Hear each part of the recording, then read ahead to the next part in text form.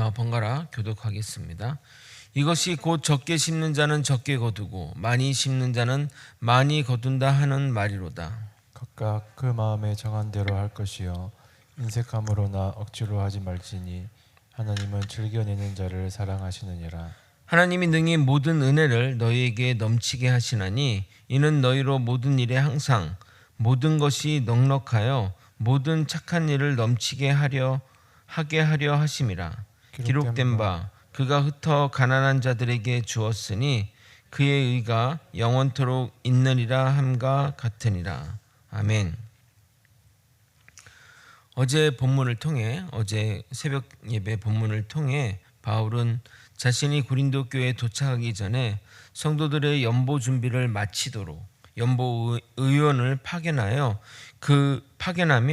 그 이유에 대해 설명하였습니다.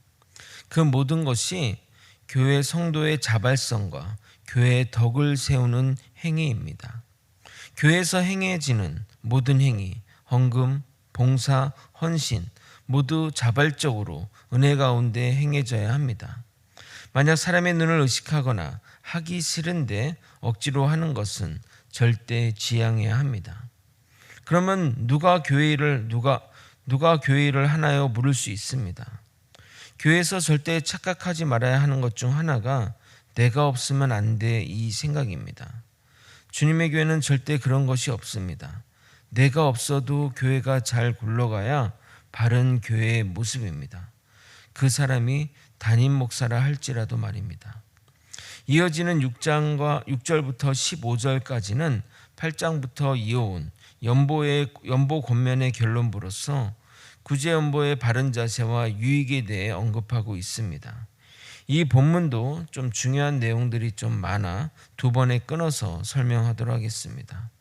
본문의 내용을 잘 깨달아 우리 신앙생활이 은혜롭고 값지게 되길 예수님의 이름으로 소망합니다. 먼저 6절 7절을 다시 한번 읽고 설명드리도록 하겠습니다. 이것이 곧 적게 심는 자는 적게 거두고 많이 심는 자는 많이 거둔다 하는 말이로다.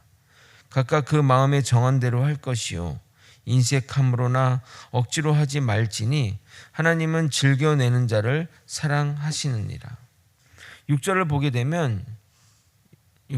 되면 연보의 보상이 양적 비례 관계로 오해될 수 있습니다. 당연히 많은 사람들이 많이 심을 것이고 그래서 많이 거두는 것은 은혜가 아니라 세상의 법칙인데 성경이 그런 것을 말할 리가 있겠습니까? 적게로 번역된 페이도메노스는 아끼다는 의미의 페이도마이에서 유래한 단어로 아껴서 또는 인색하다라는 의미의 부사입니다. 그러니까 이 본문을 적게 심는 자라기보다는 인색하게 심는 자는 인색하게 거둘 것이라고 해석해야 맞는 말입니다. 또한 많이로 번역된 율로기아이스는 찬송 또는 축복의 의미로 하나님을 찬양하는 마음으로 관대하게 연보를 바치면 하나님부터 풍성한 복을 받는다는 말입니다. 절대 돈의 적고 많음에 대해서 따라 하나님이 역사하시는 분이 아닙니다. 우리의 마음, 주님을 향한 그 진심이 중요한 겁니다. 이런 모습은 예수님의 말씀에서도 확인이 가능합니다. 마태복음 10장 42절을 읽어드리도록 하겠습니다. 또 누구든지 제자의 이름으로 이 작은 자 중 하나에게 냉수 한 그릇이라도 주는 자는 내가 진실로 너에게 이르노니 그 사람이 결단코 상을 잃지 아니하리라 하시니라. 여기 계신 분 중에 냉수 한 그릇 남에게 대접할 능력이 없으신 분은 없으실 겁니다. 그러나 마음이 있어야 냉수 한 그릇이라도 대접하게 됩니다. 돈이 수억이 있어도 마음이 없으면 냉수 한 그릇은커녕 물 한 컵도 대접하지 못합니다. 그러므로 양이 중요한 것이 아니라 그 마음이 중요한 것입니다. 주님은 그러한 마음을 받으십니다. 그 마음을 받으셔서 더 많은 결실로 보상하시는 겁니다. 이어서 7절은 연보의 자세에 대한 설명입니다. 연보는 마음이 정한 대로 하는 것이 가장 좋습니다. 저는 교회에서 연초에 약정 헌금을 하는 것이 좋다고 생각합니다. 기도 가운데 무엇을 헌금할지, 어느 정도 헌금할지 정한 다음 수입이 들어오면 가장 먼저 그 부분부터 떼어놓고 생활비를 계상하게 되면 헌금할 때 시험될 일도 없고 마음에 꺼려지는 부분도 없습니다.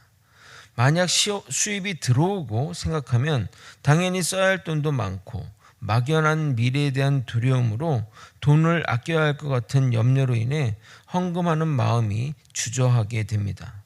그럼 헌금하는 그 의식, 그러니까 헌금하는 그 행위가 퇴색되게 되는 겁니다. 물론 직장인은 헌금 약정하기가 쉽지만 자영업자나 프리랜서들은 수입이 불규칙적이니 정하기가 쉽지 않을 수 있습니다. 그러나 연간 수익을 본인이 잘 알기에 미리 정한 다음에 내되 많이 번다는 많이 내고 적게 번다는 적게 내면서 조절하면 되는 겁니다. 누가 뭐라 합니까? 누가 얼마 냈냐고 체근합니까? 본인 스스로 양심이 되어 내면 되는 겁니다. 절대 억지나 또는 인색하게 해서는 안 되는 겁니다. 가장 중요한 것이 이것입니다. 하나님은 즐겨내는 자를 사랑하는 것입니다. 저도 이것을 깨닫는데 오랜 시간이 걸렸습니다. 사업을 할 때 정말 율법적인 마음으로 했습니다.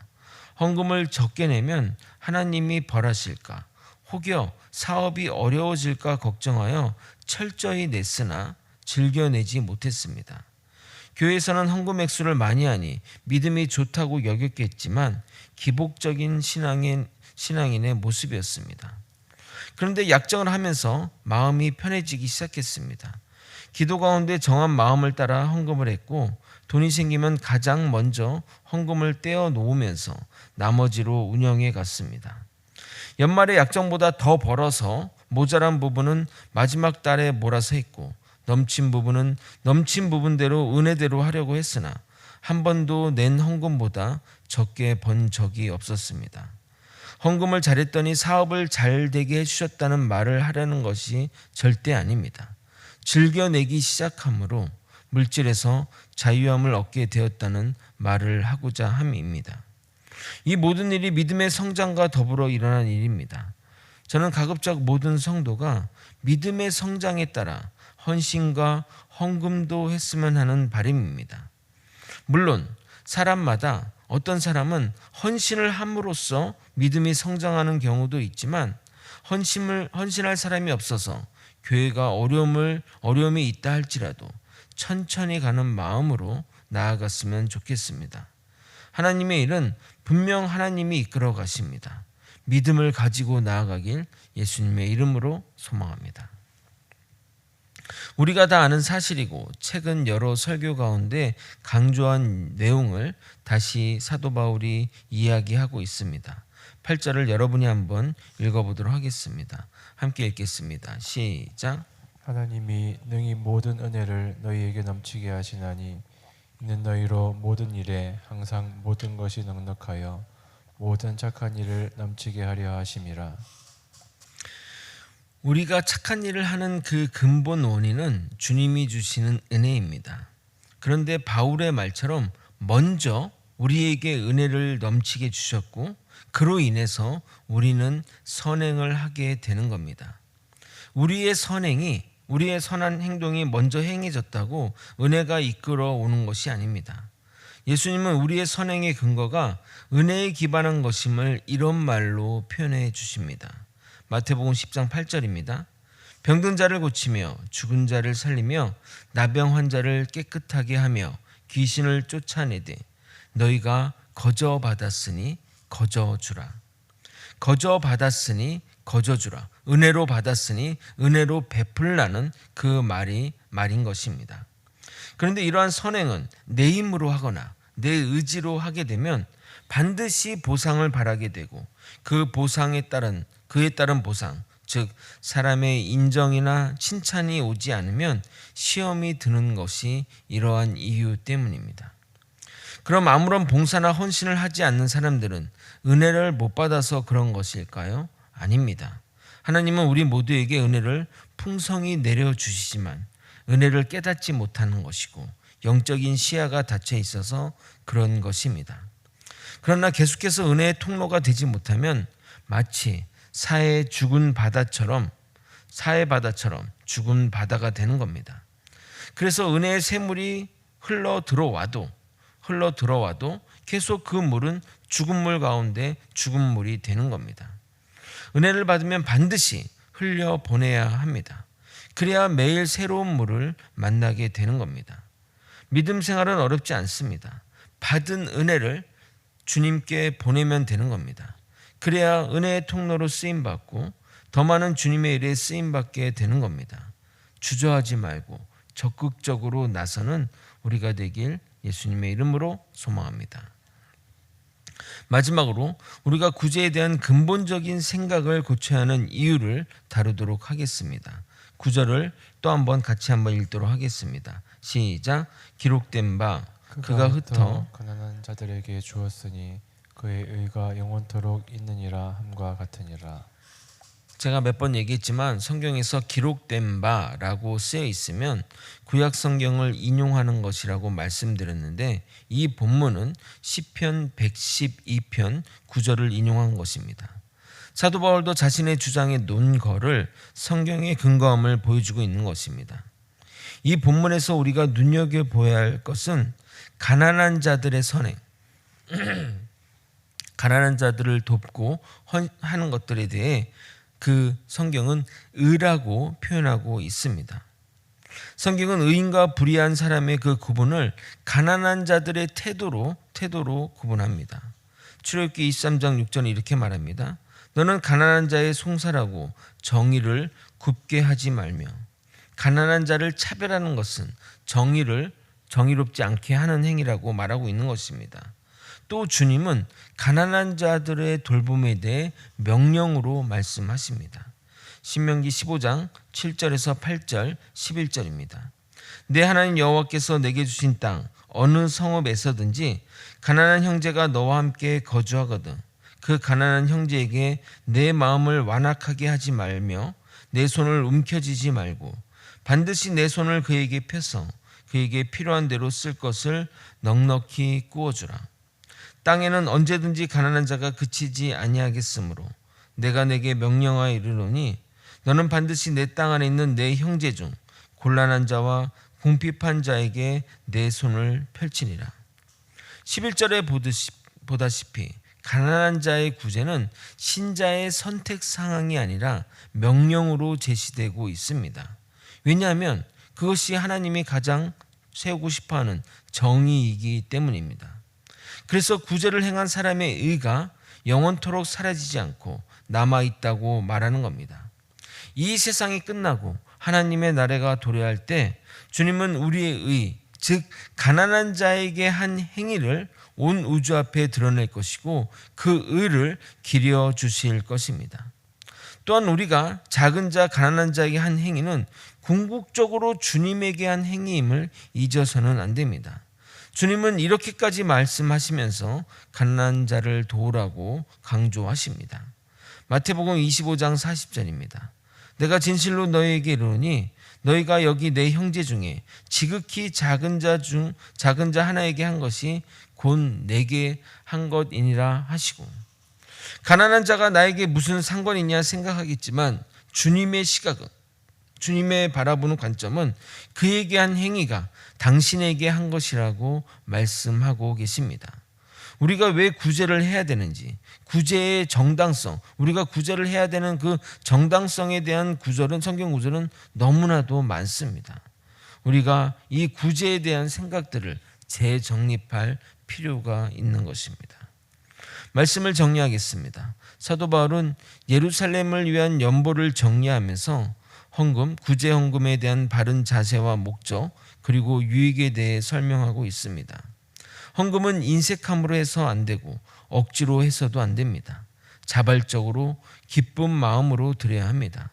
주님은 그 마음을 받으시기 때문입니다. 그러므로 우리가 그런 마음에 충족되지 않으면 마음이 허락하는 위치까지만 드리면 되는 겁니다.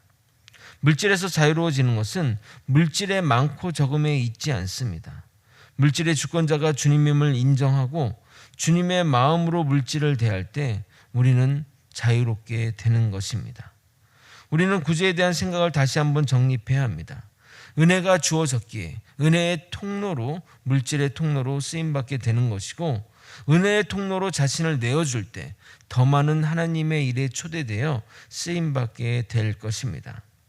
또한 교회는 구제에 대한 바른 성경관을 가지고 성도들을 가르치고 행동으로 실천해야 합니다. 구제는 선택이 아닙니다. 반드시 우리 주변의 사람들을 돌보고 경제적인 어려움에서 벗어나도록 나서야 합니다. 그래서 하나님은 공동체를 주신 것입니다. 공동체로 부르신 하나님의 뜻을 깨달아 맡기신 사명을 감당하는 저와 여러분이 되시길 예수님의 이름으로 소망합니다. 기도하시겠습니다. 하나님의 뜻을 따라 살아가는 주의 백성들 앞에 아버지, 주어진 사명들을 감당하며 살아갈 수 있게 도와주시옵소서. 아버지, 우리의 물질의 적고 많음에 따라서 우리의 헌금이 결정되는 것이 아니라 주께 대한 그 마음, 헌신하고 싶은 마음, 하나님께 봉사하고 싶은 마음, 헌금하고 싶은 그 마음이 자발성을 가지고 즐겨내는 마음이 될 때 하나님이 응하시고 그것에 축복을 내린다고 하십니다. 그 말씀 명심히 받아들이고 하나님께 인색하거나 또 억지로 내지 않고 자발적으로 즐겨내는 자가 될 수 있도록 이끌어 주시옵소서. 아버지, 또한 우리 주변의 사람들, 가난하고 또 곤란한 자들, 도움이 필요한 자들에게 시선을 보내 그들을 돕고 나서는 일들에 최선을 다할 수 있도록 이끌어 주시옵소서. 아버지, 우리 거제 소망교회가 그 일을 하기 원합니다. 거제 소망교회가 이 지역의 빛된 역할을 감당하는 것은 그러한 역할을 감당하면서 시작되는 것을 깨닫게 하여 주시옵소서. 우리 모두 주님의 뜻 안에 주님의 사명들을 감당할 수 있도록 이끌어 주시고 인도하여 주시옵소서. 사랑이 많으신 예수 그리스도 이름으로 기도드립나이다. 아멘. 주기도문으로 예배